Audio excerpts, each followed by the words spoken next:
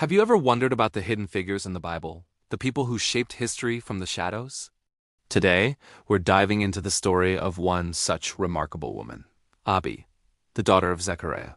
You might not know her name, but you definitely know her son, King Hezekiah, one of Judah's most righteous kings. So, who was Abbi? The Bible tells us she was the wife of King Ahaz and the mother of Hezekiah. Her story is tucked away in 2 Kings chapter 18 and 2 Chronicles chapter 29. While the verses about her are few, her impact was monumental. To truly understand Abbi, we need to look at the world she lived in. It was a time of deep spiritual decay in the kingdom of Judah. Her husband, King Ahaz, was one of the most wicked kings in Judah's history. 2 Kings 16 paints a grim picture. Ahaz abandoned the God of his fathers. He walked in the ways of the kings of Israel, promoting idol worship and even making his own son pass through the fire, a horrifying pagan ritual. He shut the doors of the Lord's temple, desecrated its sacred vessels, and set up altars to foreign gods on every street corner in Jerusalem. Imagine the spiritual darkness that blanketed the land. This was the environment Abbi lived in, right in the heart of the royal palace. As the queen, she would have witnessed this apostasy firsthand. The pressure to conform to join in the state-sponsored idolatry must have been immense. Her husband, the king, was leading the nation away from God. Yet, in the midst of this darkness, Abbi held fast to her faith. How do we know this? We see it in the fruit of her life, her son, Hezekiah. This is where Abbi's story truly shines. She was a mother raising a son in a spiritually hostile home. Think about the challenges. The father, the king, is a terrible role model, actively promoting wickedness. The entire court, the culture, everything is pulling her son in the wrong direction.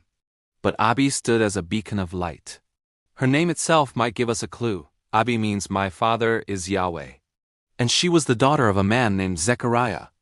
While the Bible doesn't specify which Zechariah this was, it's possible he was the prophet mentioned in Isaiah chapter 8, a man of God who stood for righteousness. If so, Abbi would have been raised in a home that honored God, giving her a strong foundation of faith to stand on. This foundation was crucial. While King Ahaz was building idols, Abbi was building faith in her son. While Ahaz was teaching rebellion, Abbi was teaching righteousness.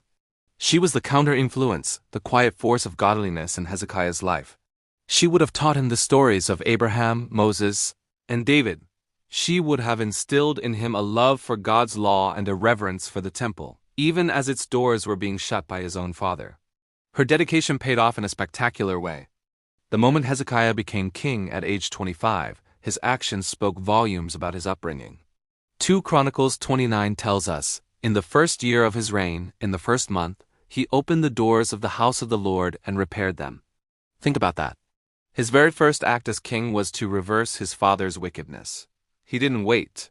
He didn't ease into his reign.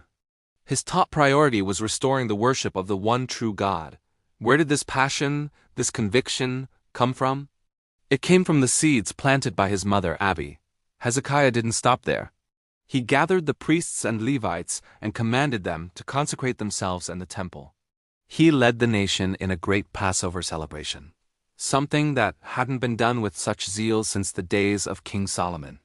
He smashed the idols his father had erected and called the entire nation, both Judah and Israel, back to God. This was one of the greatest spiritual revivals in the history of the Old Testament. And behind this great king was a faithful mother. Abbi's influence demonstrates the incredible power of a godly parent. She couldn't control her husband's choices, and she couldn't change the wicked culture of the nation overnight. But she could influence the one person God had placed in her care, her son. She focused on her circle of influence, and through that, God changed the course of a nation.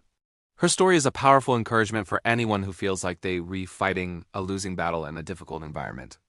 Maybe you feel like you're the only one in your family, your workplace, or your community who is trying to live for God. The pressure to compromise can feel overwhelming. Look to Abbi. She stood firm in her faith in the most hostile of environments, the palace of a wicked king. She proves that one person, filled with faith and determination, can make a world of difference. Her legacy isn't written in grand pronouncements or public deeds, but in the character of her son and the revival he led. She was a king-maker in the truest sense of the word, shaping a leader who would honor God and lead his people back to him. Abbi's story challenges us to consider our own influence. We may not be royalty, but we all have a sphere of influence. We have children, friends, colleagues, and neighbors. Are we, like Abbi, planting seeds of faith and righteousness? Are we being a light in the darkness, a quiet but powerful force for good? The Bible is full of these unsung heroes, women and men whose quiet faithfulness had a ripple effect that changed history. Abbi, the daughter of Zechariah, is a prime example.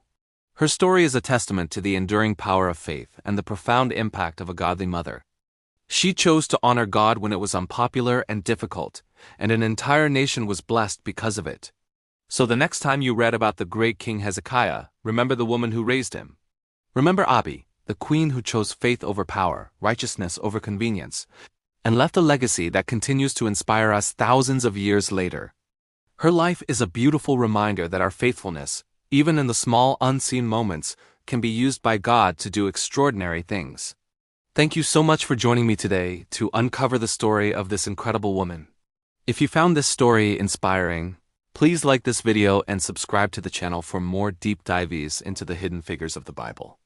Let me know in the comments which unsung hero you'd like to learn about next. See you in the next video.